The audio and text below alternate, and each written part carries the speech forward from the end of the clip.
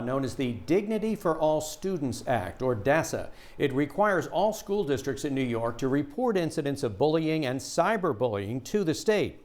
But the numbers aren't adding up in most Long Island schools.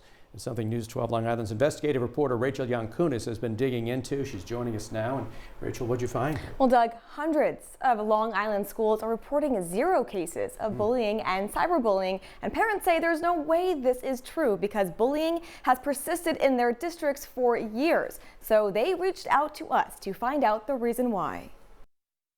Racial slurs, name calling, inappropriate images, sexual images. Jeannie Saylor saw the daily barrage of bullying on her daughter's phone.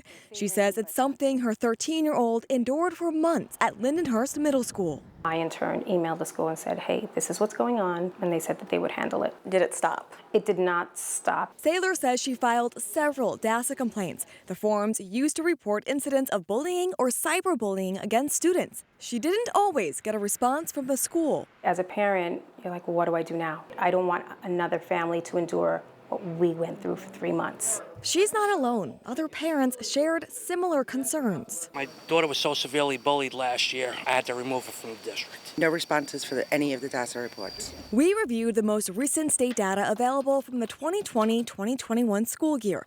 It lists only 2 cases of bullying at Lindenhurst Middle School and 0 cases of cyberbullying district-wide. For Lindenhurst School Board meeting geared towards anti-bullying efforts. Still waiting for the DASA report. Parents filling out 15 DASA reports. Anthony Davidson became Lindenhurst superintendent in July. In a statement through the school's PR firm, he says he's forming a community coalition to address bullying and cyberbullying so that, quote, we may better support our children.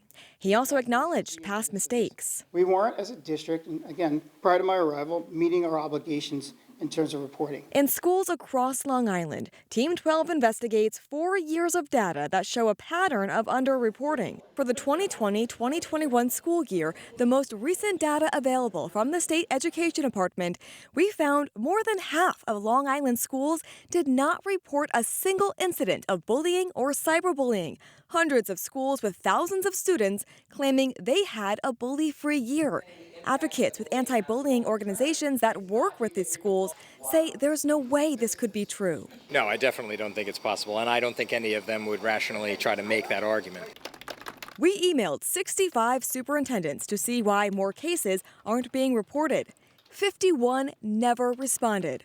6 sent statements, all coming from the same PR firm. They either tell us they had no incidents that rose to the level of state reporting or that the pandemic limited student interaction. One of the only superintendents to agree to talk with us on camera is Dr. Augustine Tornatori in Riverhead.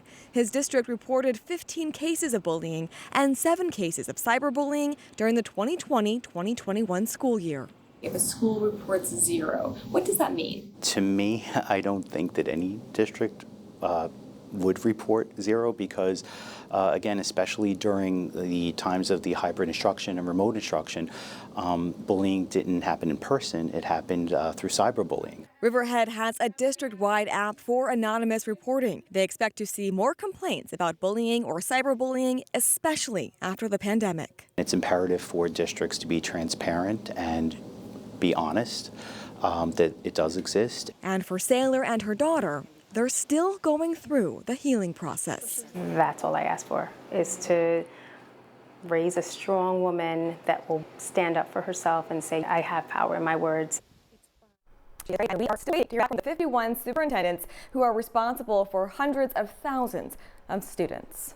Wow, that is amazing. It seems to me it's such a bigger problem now.